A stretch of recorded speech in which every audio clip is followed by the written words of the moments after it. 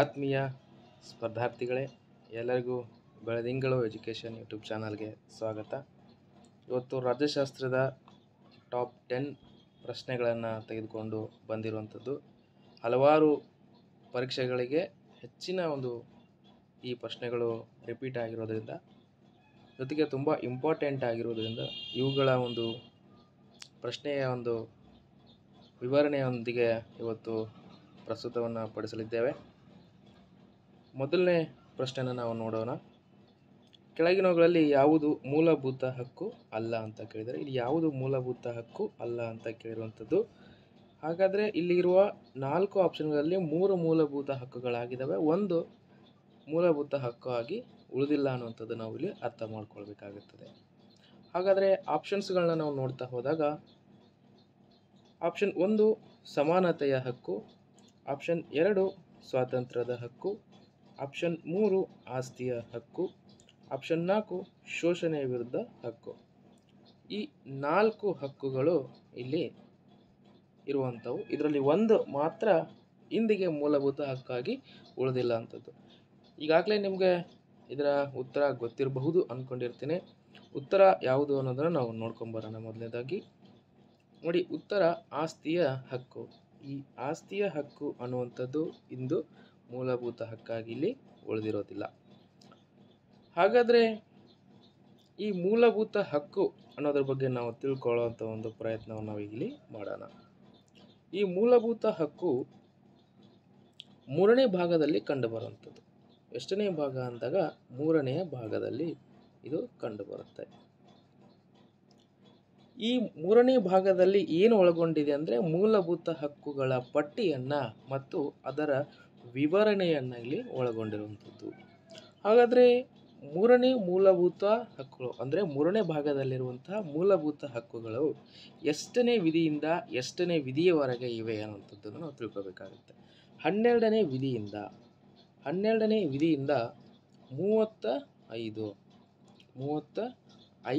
ವಿಧಿಯವರೆಗೆ ನಾವು ಈ ಮೂಲಭೂತ ಹಕ್ಕುಗಳ ವಿವರಣೆಯೊಂದಿಗೆ ಕಾಣ್ತೇವೆ. ಅಂದರೆ ಮೂಲಭೂತ ಹಕ್ಕುಗಳು 3ನೇ ಭಾಗದಲ್ಲಿದ್ದಾವೆ, ಅವುಗಳು 12ನೇ ವಿಧಿಯಿಂದ 35ನೇ ವಿಧಿಗಳಲ್ಲಿ ಕಂಡು ಬರ್ತವೆ ಅನ್ನೋಂಥದ್ದು.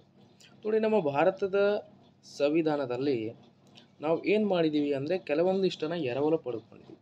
ಈ ಎರವಲು ಅಂದರೆ ಬೇರೆ ದೇಶದಲ್ಲಿರುವಂಥ ಸಂವಿಧಾನದ ಕೆಲವೊಂದಿಷ್ಟು ಅಂಶಗಳನ್ನು ನಾವು ಯಥಾವತ್ತಾಗಿ ತೆಗೆದುಕೊಂಡಿರುವಂಥದ್ದು, ಅದನ್ನು ನಾವು ಎರವಲು ಅಂತ ಕರಿತೀವಿ.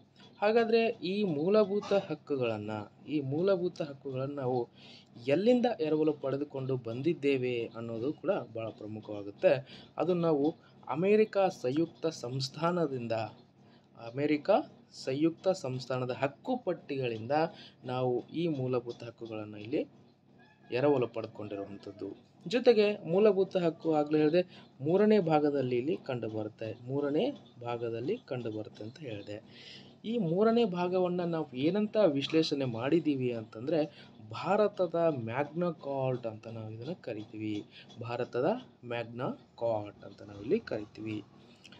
ಹಾಗಾದರೆ ಮ್ಯಾಗ್ನಾ ಕಾರ್ಟ್ ಅಂತ ನಾವು ಕರೆಯುವುದಕ್ಕೆ ಏನಿದರ ಹಿನ್ನೆಲೆ ಅನ್ನುವಂಥದ್ದಾದರೆ, 1215ರಲ್ಲಿ ಎಷ್ಟು ಅಂತಂದಾಗ 1215ರಲ್ಲಿ ಏನು ಮಾಡ್ತಾನೆ, ಈ ಇಂಗ್ಲೆಂಡಿನ ರಾಜನಾಗಿರುವಂತಹ ಜಾನ್ ಏನು ಮಾಡ್ತಾನೆ ಅಂದರೆ, ಒಂದು ಪ್ರಣಾಳಿಕೆಯನ್ನು ಹೊರಡಿಸ್ತಾನೆ. ಇದು ಏನಾಗಿತ್ತು ಅಂದರೆ, ವಿಶ್ವದಲ್ಲೇ ಮೊದಲ ಮೂಲಭೂತ ಹಕ್ಕಿಗಾಗಿ ಸಂಬಂಧಿಸಿದ ಲಿಖಿತವಾಗಿರುವಂತಹ ಸಂವಿಧಾನ ಆಗಿತ್ತು. ಜೊತೆಗೆ ನಾವು ಮೂಲಭೂತ ಹಕ್ಕುಗಳ ವಿವರಣೆ ನೋಡೋದ್ರ ಜೊತೆಗೆ ಇವುಗಳ ಉಲ್ಲಂಘನೆ ಆದಾಗ ನಾವು ಏನೇನು ಕ್ರಮಗಳನ್ನ ತೆಗೆದುಕೊಳ್ಬೋದು ನೋಡಿ. ಮೂಲಭೂತ ಹಕ್ಕುಗಳು ಉಲ್ಲಂಘನೆಯಾದಂಥ ಸಂದರ್ಭದಲ್ಲಿ ನಾವು 32ನೇ ವಿಧಿ, ನಾವು ಎಷ್ಟನೇ ವಿಧಿ ಅಂದಾಗ 32ನೇ ವಿಧಿ ಅನ್ವಯ ನಾವು ಸುಪ್ರೀಂ ಕೋರ್ಟಲ್ಲಿ ದಾವೆಯನ್ನು ಹೂಡ್ಬೋದು. ಜೊತೆಗೆ 226ನೇ ವಿಧಿ ಅನ್ವಯ ನಾವು ಹೈಕೋರ್ಟಲ್ಲಿ ನಾವು ಇದರ ಬಗ್ಗೆ ದಾವೆಯನ್ನು ಇಲ್ಲಿ ಹೂಡಬಹುದಾಗಿದೆ. ಇದು ಮೂಲಭೂತ ಹಕ್ಕುಗಳಿಗೆ ಸಂಬಂಧಿಸಿದಂಥದ್ದು ಆಯಿತು. ಹಾಗಾದರೆ ಈ ಆಪ್ಷನ್ಸ್ಗಳನ್ನು ನೋಡಿದಾಗ, ಮೊದಲನೇದಾಗಿ ಸಮಾನತೆಯ ಹಕ್ಕು. ಇದರ ಎಕ್ಸ್ಪ್ಲೈನ್ ಮಾಡೋದಕ್ಕಿಂತ ಇದರ ಹೆಡ್ಲೈನ್ ಅಂತ ಹೇಳ್ತಾ ಇರುವಂಥದ್ದು ಸಮಾನತೆಯನ್ನು ಕಾಣುವಂಥದ್ದು. ಕಾನೂನಿನ ಮುಂದೆ ಎಲ್ಲರೂ ಸಮಾನರು, ಕಾನೂನಿನ ಮುಂದೆ ಎಲ್ಲರೂ ಸಮಾನರು ಎನ್ನುವಂಥದ್ದು ಅರ್ಥವನ್ನು ತಿಳಿಸುವುದೇ ಈ ಸಮಾನತೆಯ ಹಕ್ಕು. 14ನೇ ವಿಧಿಯ ಅಡಿಯಲ್ಲಿ ಇದು ಕಂಡುಬರುತ್ತೆ. ಎಷ್ಟನೇದು ಅಂದರೆ ಇದು 14ನೇ ವಿಧಿಯಲ್ಲಿ ಇದು ಕಂಡುಬರುತ್ತದೆ. ಇಲ್ಲಿ ವಿದೇಶಿಯರಿಗೂ ಕೂಡ ಸಮಾನತೆ ಹಕ್ಕು ಏನಾಗುತ್ತೆ, ಅನ್ವಯ ಆಗುತ್ತೆ. ಕೆಲವೊಂದಿಷ್ಟು ಹಕ್ಕುಗಳು ವಿದೇಶಿಯರಿಗೆ ಅನ್ವಯ ಆಗುವುದಿಲ್ಲ, ಆದರೆ ಈ ಸಮಾನತೆ ಹಕ್ಕು ಅನ್ನುವಂಥದ್ದು ವಿದೇಶಿಯರಿಗೂ ಕೂಡ ಇದು ಅನ್ವಯ ಆಗುವಂಥದ್ದು. ಜೊತೆಗೆ ಸ್ವಾತಂತ್ರ್ಯದ ಹಕ್ಕು ನೋಡಿ, ಈ ಸ್ವಾತಂತ್ರ್ಯದ ಹಕ್ಕು ಅಂದರೆ ಇದು 19ನೇ ವಿಧಿಯಲ್ಲಿ ಕಂಡುಬರುವಂಥದ್ದು. ಎಷ್ಟನೇದು ಅಂದಾಗ 19. ಇದರಲ್ಲಿ ಒಟ್ಟು 6 ಸ್ವಾತಂತ್ರ್ಯಗಳ ಬಗ್ಗೆ ಇಲ್ಲಿ ಉಲ್ಲೇಖ ಇದೆ. ಎಷ್ಟು ಅಂದರೆ 6 ಸ್ವಾತಂತ್ರ್ಯದ ಬಗ್ಗೆ ಇಲ್ಲಿ ಉಲ್ಲೇಖ ಇರುವಂಥದ್ದು. ಅದರ ಬಗ್ಗೆ ಮುಂದೆ ಅದರ ವಿವರಣೆಯನ್ನು ನಾವಿಲ್ಲಿ ಪಡೆಯೋಣ. ಜೊತೆಗೆ ಆಪ್ಷನ್ 4 ಆಗಿರುವಂತಹ ಶೋಷಣೆ ವಿರುದ್ಧ ಹಕ್ಕು. ಹೆಸರೇ ಹೇಳುತ್ತೆ, ಅದರ ಅರ್ಥವನ್ನು ತಿಳಿಸುತ್ತೆ, ಶೋಷಣೆಯನ್ನು ಮಾಡುವಂಥದ್ದು. ಈ ಶೋಷಣೆಯ ವಿರುದ್ಧ ಹಕ್ಕು ಅನ್ನುವಂಥದ್ದು ಯಾವ ವಿಧಿಗಳು ತಿಳಿಸುತ್ತವೆ ಅಂದರೆ 23 ಮತ್ತು 24 ವಿಧಿಗಳು. ಅಂದರೆ 23ನೇ ವಿಧಿ ಮತ್ತು 24ನೇ ವಿಧಿ ಶೋಷಣೆ ವಿರುದ್ಧ ಹಕ್ಕಿನ ಬಗ್ಗೆ ಇಲ್ಲಿ ತಿಳಿಸುವಂಥದ್ದು. ಶೋಷಣೆ ವಿರುದ್ಧ ಹಕ್ಕು ಆದರೆ ಹೇಗೆ ಅಂತಂದಾಗ ಅಕ್ರಮ ಮಾರಾಟವನ್ನು ಮಾಡೋದು ಮತ್ತು ಬೇಗಾರ ಪದ್ಧತಿ, ಬಲವಂತದ ದುಡಿಮೆ, ಈ ರೀತಿಯಾಗಿರುವಂತಹ ಕಾನೂನಿನಲ್ಲಿ ಉಲ್ಲಂಘನೆಯಾಗುವಂತಹ ಹಕ್ಕುಗಳು ಮತ್ತು ಒಬ್ಬ ವ್ಯಕ್ತಿಯ ಮೇಲೆ ಶೋಷಣೆ, ದಬ್ಬಾಳಿಕೆ, ದೌರ್ಜನ್ಯ ಮಾಡುವಂಥ ಹಕ್ಕುಗಳು ವಿರುದ್ಧವಾಗಿ ಹೋರಾಡೋದಕ್ಕೆ ಶೋಷಣೆ ವಿರುದ್ಧ ಹಕ್ಕು ಅಂತ ನಾವಿಲ್ಲಿ ಕರಿತೀವಿ. ಹಾಗಾದರೆ ಆಸ್ತಿಯ ಹಕ್ಕು ನೋಡಿ, ಈ ಆಪ್ಷನ್ 3ನೇದಲ್ಲಿರುವಂಥ ಆಸ್ತಿಯ ಹಕ್ಕು. ಈ ಆಸ್ತಿ ಹಕ್ಕನ್ನು ಮೊದಲನೇದಾಗಿ ಯಾವ ಭಾಗದಲ್ಲಿ ಇತ್ತು ಅಂತಂದರೆ ಇದೇ 19 19/1F ಮತ್ತು 31ನೆಯ ಭಾಗದಲ್ಲಿ ನಾವು ಆಸ್ತಿ ಹಕ್ಕನ್ನು ಕಾಣುತ್ತಿದ್ದೆವು. ಆದರೆ ಪ್ರಸ್ತುತವಾಗಿ ಇದಕ್ಕೆ ಏನು ಮಾಡ್ತಾರೆ ಅಂದರೆ 44ನೇ ತಿದ್ದುಪಡಿಯನ್ನು ಮಾಡ್ತಾರೆ. 44ನೇ ತಿದ್ದುಪಡಿ ಅದು ಯಾವಾಗ ಅಂದರೆ 1978ರಲ್ಲಿ ಈ ತಿದ್ದುಪಡಿಯನ್ನು ಮಾಡ್ತಾರೆ. ತಿದ್ದುಪಡಿಯನ್ನು ಮಾಡುವ ಮೂಲಕ ಮೂಲಭೂತ ಹಕ್ಕಾಗಿದ್ದಂಥ ಆಸ್ತಿಯ ಹಕ್ಕನ್ನು ಏನು ಮಾಡ್ತಾರೆ, 12ನೇ ಭಾಗಕ್ಕೆ ಸೇರ್ಪಡೆ ಮಾಡ್ತಾರೆ. 12ನೇ ಭಾಗಕ್ಕೆ ಸೇರ್ಪಡೆ ಮಾಡ್ತಾರೆ. ಅಲ್ಲಿ 300A ಭಾಗದಲ್ಲಿ ಇದನ್ನು ಸೇರ್ಪಡೆ ಮಾಡ್ತಾರೆ. ಹಾಗಾದರೆ ಇದು ಈಗ ಯಾವ ಹಕ್ಕಾಗಿ ಉಳಿದಿದೆ ಅನ್ನೋದು ನಾವು ತಿಳ್ಕೊಬೇಕಾಗಿರೋದು. ಇದು ಒಂದು ಸಾಮಾನ್ಯ ಹಕ್ಕು ಅಥವಾ ಕಾನೂನುಬದ್ಧವಾಗಿರುವಂಥ ಒಂದು ಹಕ್ಕಾಗಿ ಇವತ್ತಿಗೆ ಕಂಡು ಬರುವಂಥದ್ದಾಗಿದೆ. ಇವುಗಳು ಏನಾಗಿದ್ದಾವೆ, ಮೂಲಭೂತ ಹಕ್ಕುಗಳ ವಿವರಣೆಯಾಗಿದೆ. ನೋಡಿ, ಇಲ್ಲಿ ನಮಗೆ ಆಪ್ಷನ್ಸ್ ಜೊತೆಗೆ ಇಲ್ಲಿ ವಿವರಣೆ ಕೂಡ ಬಹಳ ಪ್ರಮುಖವಾಗಿ ನಾವು ತಿಳ್ಕೊಂಡ್ಬಿಟ್ರೆ ತುಂಬ ಹೆಲ್ಪ್ಫುಲ್ ಆಗೋದು. ಹಾಗಾದರೆ ನಾವೀಗ 2ನೇ ಪ್ರಶ್ನೆಗೆ ನಾವೀಗ ಹೋಗೋಣ. ನೋಡಿ, ಭಾರತದ ಸಂವಿಧಾನದಲ್ಲಿ ಪೀಠಿಕೆಯಲ್ಲಿ ಸಮಾಜವಾದಿ ಮತ್ತು ಜಾತ್ಯತೀತ, ಸಮಾಜವಾದಿ ಮತ್ತು ಈ ಜಾತ್ಯತೀತ ಎಂಬ ಪದಗಳನ್ನು ಸೇರಿಸಿದ ತಿದ್ದುಪಡಿ ಯಾವುದು ಅಂತ ಕೇಳಿದ್ದಾರೆ. ಈಗ ಆದರೆ ನಾವು ಇಲ್ಲಿ ಅರ್ಥ ಮಾಡ್ಕೋಬೇಕು. ಹಾಗಾದರೆ ಸಂವಿಧಾನದ ಪೀಠಿಕೆ ಕೂಡ ಇಲ್ಲಿ ಏನಾಗಿದ್ದಾವೆ, ತಿದ್ದುಪಡಿ ಆಗಿದ್ದಾವೆ. ಜೊತೆಗೆ ಸಮಾಜವಾದಿ ಮತ್ತು ಜಾತ್ಯತೀತ ಎಂಬ ಪದಗಳು ಮೂಲ ಸಂವಿಧಾನದಲ್ಲಿ ಇರಲಿಲ್ಲ. ಅದು ಕಾಲಾಂತರಗಳಲ್ಲಿ ನಾವು ಅದನ್ನು ತಿದ್ದುಪಡಿ ಮೂಲಕ ನಾವು ಸೇರಿಸಿದ್ದೀವಿ ಅನ್ನುವಂಥದ್ದು ನಾವು ತಿಳ್ಕೊಳ್ಬೇಕಾಗಿರುವಂಥ ಮೊದಲನೇ ಒಂದು ಅಂಶ. ನೋಡಿ, ಹಾಗಾದರೆ ಇದರ ಆಪ್ಷನ್ಸ್ಗಳನ್ನು ನಾವು ನೋಡ್ತಾ ಹೋಗೋಣ. 41ನೇ ತಿದ್ದುಪಡಿ ಶಾಸನ, 41ನೇ ತಿದ್ದುಪಡಿ ಶಾಸನ, 42ನೇ ತಿದ್ದುಪಡಿ ಶಾಸನ, 45ನೇ ತಿದ್ದುಪಡಿ ಶಾಸನ, 46ನೇ ತಿದ್ದುಪಡಿ ಶಾಸನ. ನೋಡಿ, ಇಷ್ಟು ಆಪ್ಷನ್ಸ್ಗಳಲ್ಲಿ ಒಂದು ಸರಿಯಾದ ಉತ್ತರ ಆಗಿದೆ, 3 ತಪ್ಪಾಗಿದೆ. ನೀವು ಇಲ್ಲಿ ಫೈಂಡ್ ಔಟ್ ಒಂದು ರೀತಿಯನ್ನು ಉಪಯೋಗ ಮಾಡಿಕೊಂಡು ಉತ್ತರವನ್ನು ಕೂಡ ಕಂಡುಹಿಡ್ಕೋಬೋದು. ಹಾಗಾದರೆ ಉತ್ತರವನ್ನು ನೋಡೋಣ. ತುಂಬ ನಾನು ಹೇಳೋದಕ್ಕೆ ಹೋಗೋದಿಲ್ಲ. ಉತ್ತರ ಬಂದು 42ನೇ ತಿದ್ದುಪಡಿ ಶಾಸನ. ನೋಡಿ, ಈ 42ನೇ ತಿದ್ದುಪಡಿ ಶಾಸನದ ಮೂಲಕ ಏನಾಯಿತು, ಸಮಾಜವಾದಿ ಮತ್ತು ಜಾತ್ಯತೀತ ಎಂಬ ಪದವನ್ನು ನಾವು ಎಲ್ಲಿ ಸೇರಿಸ್ತೀವಿ ಅಂದರೆ ಸಂವಿಧಾನದ ಪೀಠಿಕೆಯಲ್ಲಿ. ಎಲ್ಲಿ ಸೇರಿಸ್ತೀವಿ ಅಂದರೆ ಸಂವಿಧಾನದ ಪೀಠಿಕೆಯಲ್ಲಿ ನಾವು ಅದನ್ನು ಸೇರ್ಪಡೆಯನ್ನಾಗಿ ನಾವಿಲ್ಲಿ ಮಾಡ್ತೀವಿ. ಹಾಗಾದರೆ ಈ ತಿದ್ದುಪಡಿ ಅನ್ನುವಂಥದ್ದು ಎಲ್ಲಿ ಕಂಡು ಬರುತ್ತೆ, ಯಾವ ಭಾಗದಲ್ಲಿ ಕಂಡು ಬರುತ್ತೆ ಅಂತಂದಾಗ ನಮ್ಮ ಸಂವಿಧಾನದ 20ನೇ ಭಾಗದಲ್ಲಿ ಇದು ಕಂಡುಬರುತ್ತೆ. ಯಾವುದು? ತಿದ್ದುಪಡಿ ಅನ್ನೋಂಥದ್ದು. ನಾನು ಅಕ್ಯುರೇಟಾಗಿ ತಿದ್ದುಪಡಿ ಬಗ್ಗೆ ಮಾತಾಡ್ತಾ ಇದ್ದೀನಿ. 20ನೇ ಭಾಗ ಎಷ್ಟನೇ ವಿಧಿ ಅಂದಾಗ 368ನೇ ವಿಧಿಯಲ್ಲಿ ತಿದ್ದುಪಡಿಯ ಬಗ್ಗೆ ಇಲ್ಲಿ ಏನು ಮಾಡಿದೆ ಕಂಡುಬರುವಂಥದ್ದು. ಹಾಗಾದರೆ ತಿದ್ದುಪಡಿಯನ್ನು ನಾವು ಹೇಗೆ ಮಾಡಬೇಕು? ಆ ಅಧಿಕಾರ ಯಾರಿಗಿದೆ? ಇದು ಕೂಡ ಬಹಳ ಪ್ರಮುಖವಾಗುತ್ತೆ. ನೋಡಿ, ಈ ತಿದ್ದುಪಡಿ ಅಧಿಕಾರ ಇರುವುದು ಕೇವಲ ಸಂಸತ್ತಿಗೆ ಮಾತ್ರ. ಯಾವುದು ಅಂತಂದಾಗ ಇಲ್ಲಿ ಸಂಸತ್ತು. ಈ ಸಂಸತ್ತಿಗೆ ಮಾತ್ರ ಈ ತಿದ್ದುಪಡಿಯ ಅಧಿಕಾರ ಇಲ್ಲಿ ಕಂಡುಬರುತ್ತೆ. ಹಾಗಾದರೆ ಈ ಸಂಸತ್ತು ಯಾವಾಗ ಹೇಗೆ ಬೇಕಾದರೂ ತಿದ್ದುಪಡಿಯನ್ನು ಮಾಡಬಹುದಾ? ಇಲ್ಲ. ಅದಕ್ಕೂ ಒಂದು ರೆಸ್ಟ್ರಿಕ್ಷನ್ಸ್ ಅಂತ ಇದೆ, ನಿಯಮಗಳಂತ ಇದ್ದಾವೆ. ಯಾವುದೇ ತಿದ್ದುಪಡಿಯನ್ನು ಮಾಡಬೇಕಾದ್ರೂ ಮೂಲ ಸಂವಿಧಾನಕ್ಕೆ ಅಥವಾ ಮೂಲ ಸಂರಚನೆಗೆ ಧಕ್ಕೆ ಬರದಂತೆ, ಅದರ ಅರ್ಥ ಕೆಡದಂತೆ, ಹೇಗೆ ಓದಿದರೂ ಕೂಡ ಅದರ ಅರ್ಥ ಅದೇ ಆಗಿರಬೇಕು. ಆ ರೀತಿಯಾಗಿ ಸಂವಿಧಾನದಲ್ಲಿ ತಿದ್ದುಪಡಿಯನ್ನು ನಾವು ಇಲ್ಲಿ ಮಾಡಬಹುದು.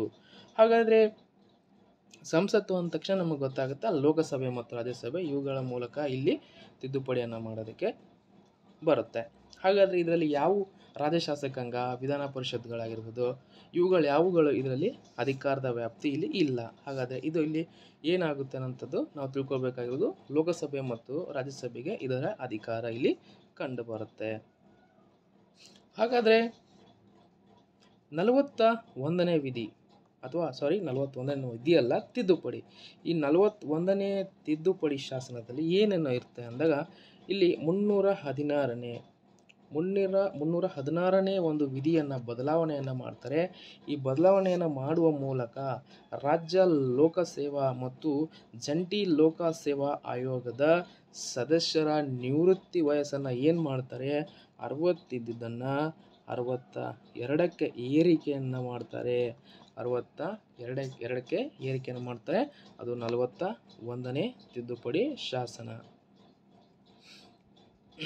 ಈಗ ನಾವು 42ನೇ ತಿದ್ದುಪಡಿ ಶಾಸನ ಏನು ತಿಳಿಸುತ್ತೆ ಅನ್ನೋದನ್ನು ತಿಳ್ಕೊಬೇಕು.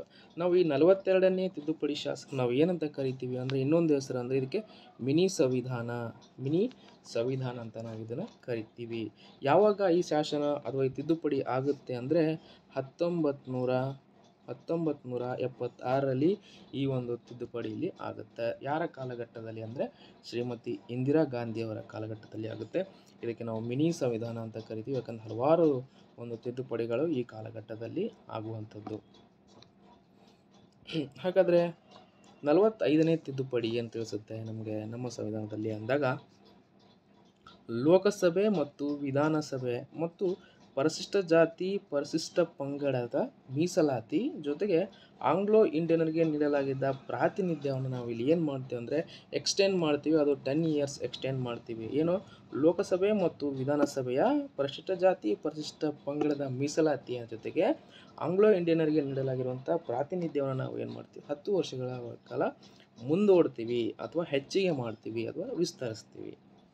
ಇವುಗಳು 45ನೇ ಒಂದು ತಿದ್ದುಪಡಿಗೆ ಸಂಬಂಧಿಸಿರುವಂಥದ್ದು.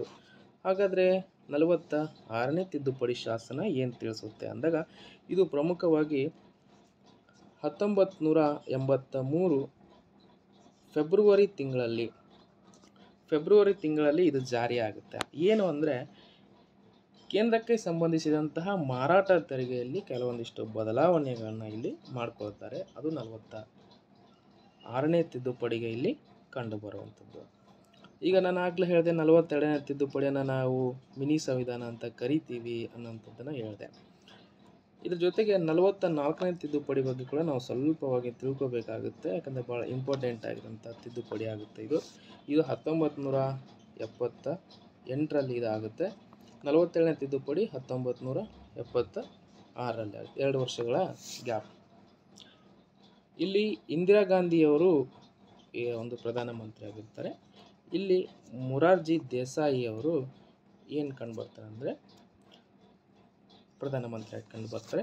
ಹಲವಾರು ಒಂದು ಏನಾಗುತ್ತೆ ಇಲ್ಲಿ ಬದಲಾವಣೆಗಳಾಗ್ತವೆ 44ನೇ ತಿದ್ದುಪಡಿಗೂ ಮತ್ತು 42ನೇ ತಿದ್ದುಪಡಿಗೂ. ಇಷ್ಟು ಏನಂತ ಹೇಳಿದ್ರೆ ಈ ಒಂದು ಸಂವಿಧಾನದಲ್ಲಿರುವಂಥ ತಿದ್ದುಪಡಿ ಮತ್ತು ಶಾಸನಗಳ ಬಗ್ಗೆ ನಾವು ತಿಳ್ಕೊಂಡಿದ್ವಿ. ಮುಂದಿನ ಒಂದು ಪ್ರಶ್ನೆ ನಾವು ನೋಡೋಣ. ಭಾರತದ ಸಂವಿಧಾನದ 9ನೇ ಅನುಸೂಚಿ ಯಾವುದಕ್ಕೆ ಸಂಬಂಧಿಸಿದೆ? ನೋಡಿ, 9ನೇ ಅನುಸೂಚಿ ಅನ್ನುವಂಥದ್ದು ಯಾವುದಕ್ಕೆ ಸಂಬಂಧಿಸಿದೆ ಅನ್ನುವಂಥದ್ದು ನಾವು ಇಲ್ಲಿ ತಿಳ್ಕೊಬೇಕು. ಆಪ್ಷನ್ಸ್ಗಳು ನೋಡೋಣ. ಆಪ್ಷನ್ 1 ಭಾಷೆ, ಆಪ್ಷನ್ 2 ಪಂಚಾಯತ್ ರಾಜ್, ಆಪ್ಷನ್ 3 ಭೂ ಸುಧಾರಣೆ, ಆಪ್ಷನ್ 4 ರಾಜಕೀಯ ಪಕ್ಷಾಂತರ ಅಂತ. ಇದು ಉತ್ತರವನ್ನು ಮೊದಲೇ ನಾವು ನೋಡ್ಕೊಂಡು ಬಂದ್ಬಿಡೋಣ. ಉತ್ತರ ಬಂದು ಭೂ ಸುಧಾರಣೆ. ಈ ಭೂ ಸುಧಾರಣೆ ಎಂಬಂಥದ್ದು ಈ ಪ್ರಶ್ನೆಯ ಉತ್ತರ ಆಗಿದೆ. ಏನಂತ ನೋಡ್ಕೊಳ್ಳೋಣ. 9ನೇ ಅನುಸೂಚಿ ಸಂಬಂಧಿಸಿರುವುದೇ ಈ ಭೂ ಸುಧಾರಣೆಗೆ. ಯಾವುದಕ್ಕೆ? ಭೂ ಸುಧಾರಣೆಗೆ. ಹಾಗಾದರೆ ನಾವು ಆಪ್ಷನ್ 1ರಲ್ಲಿ ಇರುವಂತಹ ಭಾಷೆ, ಇದು ಏನು ತಿಳಿಸುತ್ತೆ, ಏನೇನು ಇದರಲ್ಲಿ ಸಂವಿಧಾನದಲ್ಲಿ ಯಾವ ರೀತಿಯಾಗಿ ಅಡಕವಾಗಿದೆ ಅನ್ನೋಂಥದ್ದನ್ನು ನಾವಿಲ್ಲಿ ತಿಳ್ಕೊಬೇಕಾಗುತ್ತೆ. ಈ ಭಾಷೆ ಅನ್ನುವಂಥದ್ದು 8ನೇ ಅನುಸೂಚಿಯಲ್ಲಿ ಕಂಡುಬರುತ್ತದೆ. 8ನೇ ಅನುಸೂಚಿಯಲ್ಲಿ ಇದು ಕಂಡುಬರುತ್ತೆ. ನಮ್ಮ ಭಾರತದಲ್ಲಿ ಹಲವಾರು ಭಾಷೆಗಳಿದ್ದಾವೆ. ನಾವು ಅದಕ್ಕೆ ಅಧಿಕೃತವಾಗಿ ನಾವು ಏನು ಮಾಡಿದ್ದೀವಿ ಅಂತಂದರೆ ಭಾಷೆಯಲ್ಲಿ ಸೇರ್ಪಡೆಯನ್ನು ಮಾಡಿದ್ದೀವಿ. 1950ರಲ್ಲಿ, ಎಷ್ಟರಲ್ಲಿ ಅಂದರೆ 1950ರಲ್ಲಿ ನಮ್ಮ ಭಾರತದಲ್ಲಿ ಅಧಿಕೃತವಾಗಿ 14 ಭಾಷೆಗಳು ಇದ್ದವು. ಎಷ್ಟು ಅಂದಾಗ 14 ಭಾಷೆಗಳು ಇಲ್ಲಿ ಕಂಡು ಬರ್ತಾ ಇದ್ದವು. ಆದರೆ ಪ್ರಸ್ತುತವಾಗಿ ಇವತ್ತಿಗೆ 22 ಭಾಷೆಗಳು ಇಲ್ಲಿ ಕಂಡು ಬರ್ತವೆ. ಜೊತೆಗೆ ಈ ಭಾಷೆ ಅನ್ನೋದು ಎಷ್ಟನೇ ಭಾಗದಲ್ಲಿ ಕಂಡು ಬರುತ್ತೆ ಅಂದರೆ 17ನೇ ಭಾಗದಲ್ಲಿ ಇಲ್ಲಿ ಕಂಡು ಬರುತ್ತೆ. 17ನೇ ಭಾಗದಲ್ಲಿ ಎಷ್ಟನೇ ವಿಧಿಯಿಂದ ಅಂದರೆ 343ರಿಂದ 351ನೇ ವಿಧಿವರೆಗೆ ಇಲ್ಲಿ ಭಾಷೆಯ ಬಗ್ಗೆ ತಿಳಿಸುವಂಥದ್ದು. ಇದರ ಜೊತೆಗೆ ಅಧಿಕೃತ ಭಾಷಾ ಕಾಯ್ದೆ ಕೂಡ ಜಾರಿಯಾಗಿರುತ್ತೆ. ಅಧಿಕೃತ ಭಾಷಾ ಕಾಯ್ದೆ ಅನ್ನೋದು ಕೂಡ ಇಲ್ಲಿ ಜಾರಿಯಾಗಿರುತ್ತೆ. ಅದು ಯಾವಾಗ ಅಂದರೆ 1913ರಲ್ಲಿ ಇದು ಜಾರಿಯಾಗಿರುತ್ತೆ. ಇಷ್ಟು ಭಾಷೆಯ ಬಗ್ಗೆ ಒಂದು ವಿವರಣೆ ನೋಡಿದ್ವಿ.